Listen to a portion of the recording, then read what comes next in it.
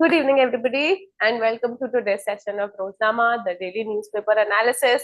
Today is the 4th of April, and today again we begin with some war-related news. All right. So the first piece of news is naturally that India is suffering from an energy crisis. The energy crisis that has been caused because of the shutting down of the Strait of Hormuz. All right. Although India does qualify or has been selected or chosen by Iran as one of the 5 countries whose energy supply ships or oil tankers or gas tankers have been permitted to cross the Strait of Hormuz, yet the amount of population that India has, whatever energy supply that reaches us as of now, is falling short of the demand.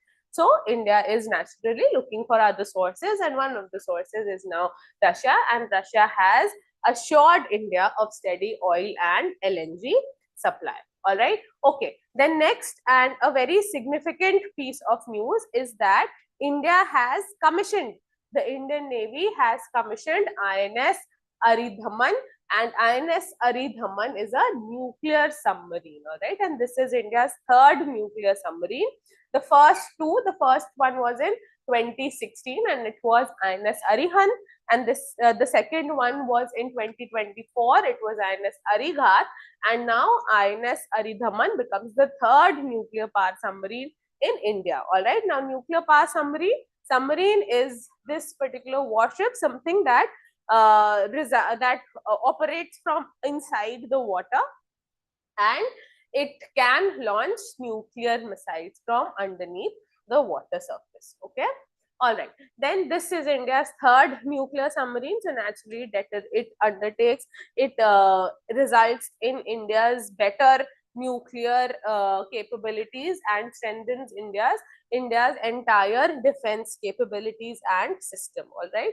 Now, what is the speciality of INS Aridhaman? It is a 7,000-ton vessel, has 8 vertical launching system tubes, double the number of its predecessors. All right, so it has around 8 of them. The previous one, that is Arihant and Arighat, had around 4 and can carry more K-15, that is a missile which can reach targets up to 750 kilometers, and K4, which has a target range of 3,500 kilometers, ballistic missiles.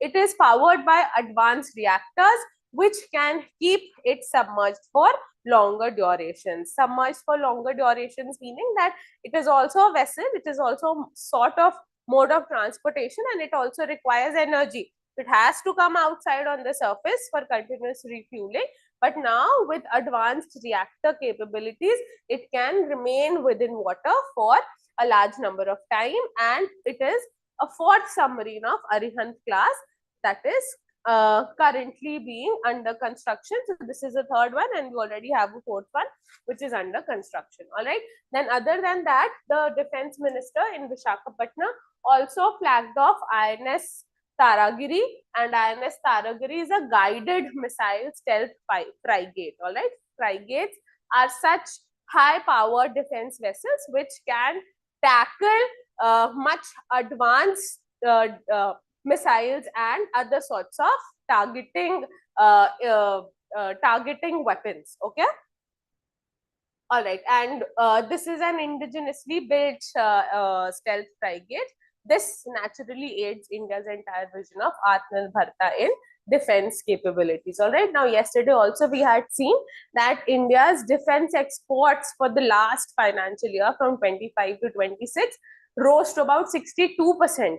So that is also one major feat that India has achieved in terms of defense exports, where till recently India was one of those countries which undertook massive defense imports only and did not undertake any export. All right, so that is also one good feat of from yesterday. You must keep in mind. Then another same piece of news on indigenous stealth frigate INS Taragiri to be commissioned.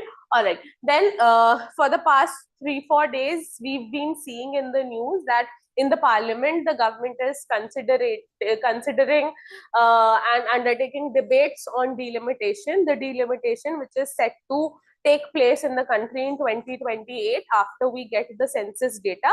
And also this delimitation exercise is as of now very important, because through this delimitation the government is going to implement the Nari Shakti Vandan Adhiniyam of 2023, which the Congress party has spoken against and has said that this government's delimitation move, it can be dangerous. And why Congress feels so? Because there is much anticipation that the delimitation exercise that India actually undertakes is solely based on population. All right, it is a population and member of parliament representation ratio. So naturally, it has always been a trend that the states, the Hindi belt states, that is the northern Indian states, they do tend to have higher populations as compared to that of southern states and also that of northeastern states. All right. So naturally, wherever the population is higher, those regions would get larger numbers of representatives in the parliament as compared to regions which have lesser number of population. All right. So that is what one thing that Congress has cautioned against to the present government, saying that maybe it could draw a lot of apprehension from the northeastern states and the southern states, since they are seeing a decline in their population. Okay, all right. Then the central government has proposed certain amendments to the FCRA Act. All right, what is the FCRA Act? The FCRA Act stands for the Foreign Contribution Regulation Act. All right, so foreign contribution regulation simply means that there are a large number of institutions in the country. It could be mostly are non-governmental organizations, but other than NGOs, we also have certain schools, hospitals, medical institutes, other educational institutes, which are somehow sustaining themselves on the basis of foreign contributions. That is all the funding, grants in aid, charity that is endured to them through foreign contributions. All right, so the government sought to bring about certain changes in them, and these changes give more control to an authority which is supposed to be created as per the new changes. This authority would be considered as that sole authority which is going to overlook the entire management of the contributions made under this act by international organizations. And in case there are any discrepancies or there is any misuse of funds is seen, then this authority would be given the sole right to subsume this respective NGO, medical or educational institution within its own ambit. So that is naturally very, very controlling. So the Tamil Nadu Chief Minister M.K. Stalin, he has written to the Prime Minister saying that this particular law is very, very draconian. Draconian simply implies something that is very controlling and something that existed much before a democratic setup. A democratic setup came into existence in the world. Okay. Okay. Then we did see a few days back that the Home Ministry had a program known as Operation Sankalp. The purpose of Operation Sankalp was, and this program was launched in April of 2025, and the purpose of this program was to root out or to end Naxalism or left-wing extremism from India by 31st of March 2026. All right. So naturally the goal was not achieved, and still we have at least 2 districts on paper where Naxalism is still prevalent, and the Home Ministry was naturally not was not able to attain the said objective of rooting out Naxalism by 31st of March. All right. So although he did announce, the Home Minister did make an announcement on the 31st of March itself, and the 30th of March itself, that they have virtually rooted out Naxalism from all parts of India. Not only did he do that, he said that the country has become Naxal free, and also revised the definition of left-wing extremism or the districts of left-wing extremism, which now they've changed their definitions from left-wing extremism affected regions to districts of concerns, etc. All right. So they've brought about a change, and this categorization now simply implies that they have been implied in most affected states rather than Naxal affected states. So now, as of now, we only have certain most affected states, etc., which tend to show us that these are the regions where certain leftovers of the Naxalite movement is still left. Okay. Okay. Then coming to the updates on the Iran and US war. Now, the US president keeps on issuing statements. So again, he's issued this fresh statement saying that he's going to hit Iranian infrastructure, that is the energy infrastructure and all such infrastructure which is dependent on on which human capital is dependent in the country. So US president has vowed to hit energy infrastructures in Iran. This, he thinks, is going to put pressure on the Iranian government and would eventually open the Strait of Hormuz. All right, so the Strait of Hormuz is one thing which has become a major point of contention in the entire war, because it is this Strait of Hormuz that is giving Iran an upper hand. Okay, all right. Then, since the war broke out in from the 1st of March, this is the first time that Iran has been successful in targeting a US fighter jet.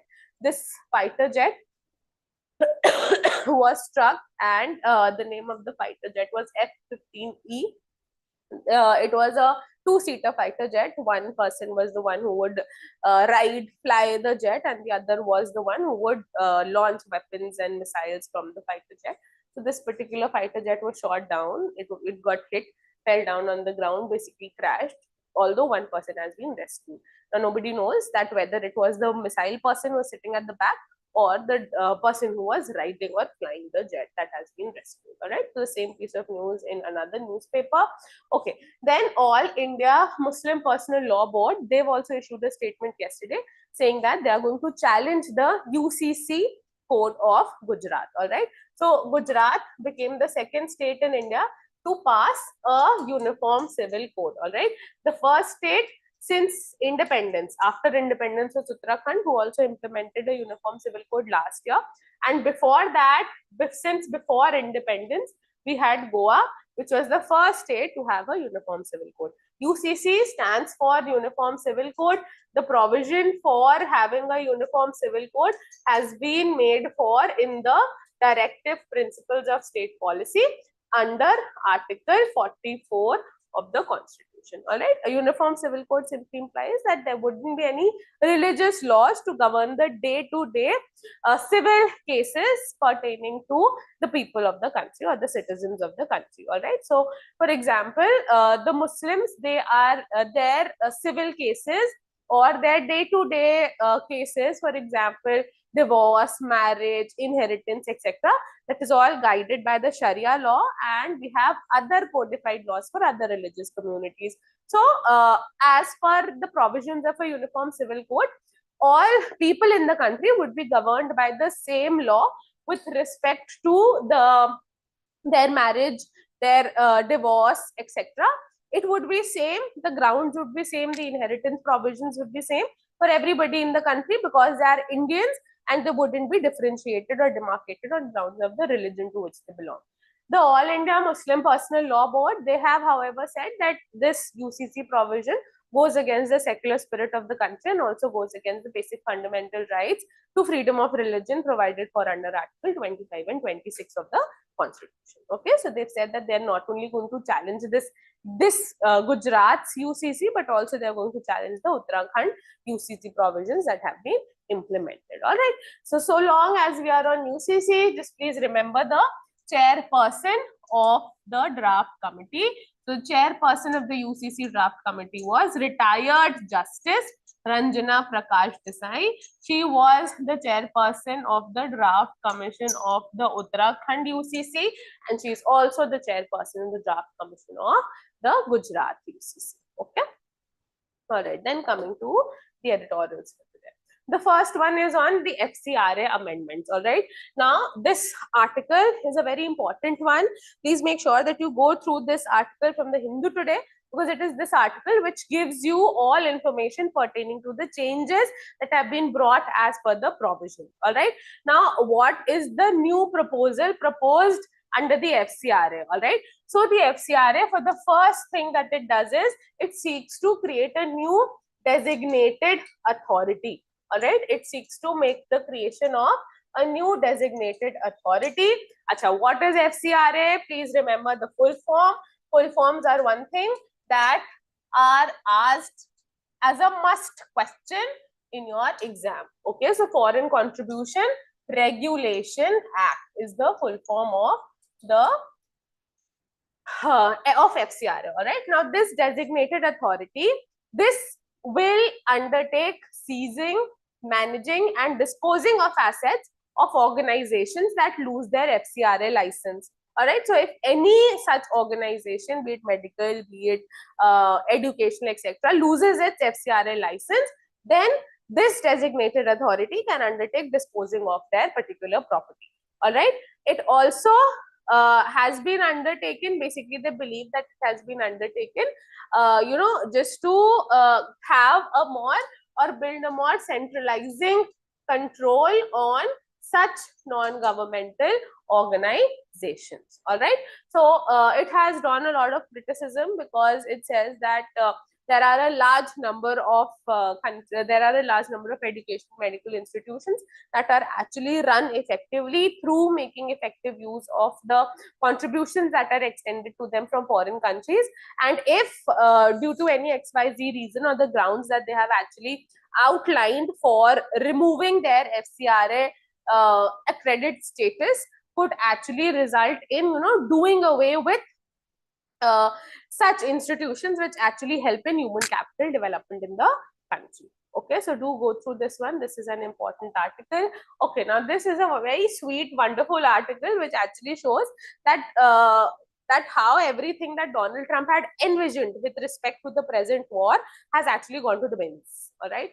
Now, what was envisioned was that he believed that he's going to undertake this massive airstrike, and apparently he thought that Iran did not have any military capabilities. Iran did not have as able defense system as Israel and USA had. And plus, supposedly the Israeli intelligence system has also failed because it miscalculated the entire defense capabilities of Iran. Okay. So the war, which actually began as a war which is supposed to bring about a regime change in Iran, a war which is supposed to end Iran's nuclear ambitions, a war which was supposed to raise the defense capabilities of Iran, is nowhere to its near conclusion. Not only was it a major miscalculated war, but it was also one such war that has drawn great ire on the United States of America from international communities, because this war is not a war which is being fought by everybody, but the repercussions of this war is being faced by the entire global order, be it specifically in terms of global oil and LNG crisis. That is one thing. And the second is that all those countries who rose up in support of USA and participated in the war, their arsenals and everything has been bombarded. Those countries are also being targeted with missiles specifically to destroy the military bases which permitted the United States of America to launch airstrikes or missile strikes against Iran. Okay. Also, a major fall off is being seen between NATO and the United States of America, because United States of America pressed for the NATO members and NATO countries to participate in the war, to take the side of United States of America in the war, permit USA to use their naval military bases, etc., which they denied permission because they also consider that the war is an illegal war and major hindrance against one country's territorial integrity and sovereignty. So now that is also resulting in the United States of America, under Donald Trump at least, considering to withdraw from the NATO organization. Okay.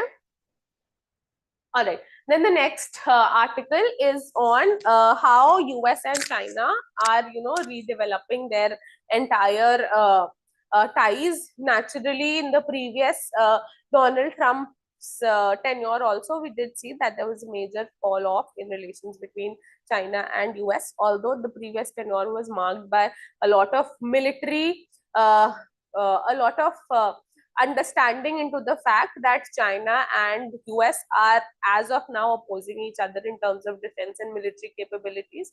in this second war, it is seen more of in economic capabilities, as we could see that Donald Trump had imposed reciprocal tariffs on all countries, including China. China also retaliated with doubling the tariffs and did not stoop down to lower their tariffs. All right. So in such circumstances, and although also if we look at the entire foreign policy tactics of the United States of America as well as China, so we do see things like that US is very, very impulsive. However, China is very, very calculative. China does not undertake any impulsive decision to undertake a war, attack, etc. But China takes very calculative steps, which is enabling China to actually establish better ties with its adversaries with whom China maybe had a fall off in the past, all right, which is nowhere been seen in the United States of America's foreign policy, all right. Then it also takes us that how India should deal with both China and USA. So the first imperative is to recalibrate expectations from external balancing. India must deepen selective cooperation with the US on defense modernization, maritime domain awareness, and critical technologies, while moderating expectations in conflict situations. Then second, they say that India should engage China in more substantive strategic conversations with guarded realism. Then India has to build economic and technological resilience through dual risking vis-a-vis both China and US. And fourth, that India must not succumb to the illusion of middle power coalitions. Fifth, India urgently needs a reimagined neighborhood first policy and reinvigoration of the Act East policy. Okay. Then the next one is on the Artemis mission that had gone to space, and you can just go through it. We've been doing Artemis for quite a few days. So just a more understanding on how it is actually triggering space diplomacy now. Then the next question, then the next article is on the CAPF changes. And this article is basically a deep dive again, like the one that we did on Sunday. And as per this particular article, they are just showing that how, promotions could be given to government officials. So the CAPF seeks to bring about an amendment to their entire appointment of officers to the DGP and IG positions. So as per the new changes, IPS officers are recruited to the top ranking positions, whereas an assistant commandant, which is the first recruitment in the CAPF, takes around 16 years to get promoted to that particular rank because of horizontal entries of IPS officers. All right. So this also tells us that there is no guarantee to any government employee that they can demand promotion from the government. And also the constitution only ensures that free evaluation and merit-based promotional activities must be undertaken. It does not give any safeguards against statutory amendments and changes. All right. Okay. Then coming to the next one gives us a good understanding into India's third nuclear submarine, that the new one, that is INS Aridaman. It can launch 8 tubes together. It has a firepower of K4 missiles up to 3,500 ranges. In addition, it has more capability to carry around K-15 missiles and also more advanced reactors, which would enable it to stay underwater for a longer period of time. All right. Then it also gives us an understanding into the types of nuclear powered submarines: submersible ship nuclear, which carries conventional weapons; then ship submersible guided nuclear, carries guided missiles; and ship submersible ballistic nuclear, which carries ballistic missiles. All right. Okay. Then this particular article draws our attention to the fact that presently India is suffering from an oil shock because of the closing down of the Hormuz Strait, which has resulted in massive inflation in the country, at least in terms of energy supplies. Also, this year seas is set to witness an El Nino event. What is an El Nino event? An El Nino event causes warming of the Pacific Ocean, which resides in drought conditions or scanty rainfall in India. and this scanty rainfall, which naturally will result in a bad agriculture, bad crops, resulting in shortage of crops, and this shortage of crops will eventually result in higher prices or inflation even in food. So it'll be like a dual attack on Indian economy with respect to high inflation in both food also as well as in cooking gas. Now, quickly coming to the news in brief, recently the government passed the Great Nicobar project, which seeks to bring about better infrastructure development in the Andaman and Nicobar Islands. This also is going to result in displacement of many indigenous tribes in the island of Nicobar. That has drawn the ire and has been criticized by the tribal people living there. All right. Then this is Chandrababu Naidu, who is just reinstated that Amravati will remain the capital of Andhra Pradesh, and he's also called for judicial intervention in case, due to any governmental change in future, Amravati would be removed from, maybe changed as the capital of Andhra Pradesh. All right. Then after Operation Sindoor, during Operation Sindoor, India and Azerbaijan ties had seen a fall off because Azerbaijan had supported US had supported Pakistan because India had supported Armenia. Azerbaijan and Armenia, they have been in a conflict over a region, Nagorno-Karabakh, in Armenia-Azerbaijan border. So India had apparently supplied arms to Armenia against Azerbaijan. That resulted in a fall off. Now the two countries are set to resume their ties. Yesterday, the elections took place in the Myanmar parliament, and the Junta military chief Min Aung Hlaing has been elected as the president of Myanmar. All right. So that is all for today's newspaper analysis, and I will quickly see you all tomorrow with the next one. Thank you, children.